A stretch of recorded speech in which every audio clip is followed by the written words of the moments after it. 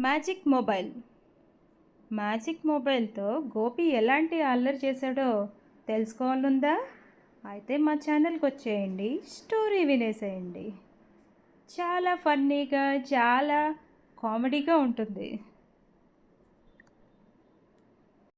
గోపి 9 ఏళ్ల అల్లరి పిల్లాడు. ఒకరోజు సాయంత్రం తన ఇంటి బయటకు వచ్చి ఇంటి ముందు ఉన్న మెట్ల మీద కూర్చున్నాడు. ఇంతలో ఇంట్లో నుంచి పరిగెత్తుకుంటూ వచ్చి వాళ్ళ ఇంటి ముందు మెట్టు మీద కూర్చున్నాడు పక్కింట్లో ఉన్న 6 ఏళ్ల బాలు.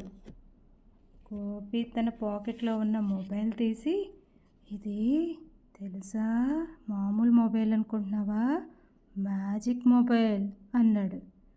అప్పుడు మెల్లగా బాలు వచ్చి తన పక్కన కూర్చొని ఇలా వంగి ఇలా చూస్తూ ఉన్నాడు మొబైల్ని.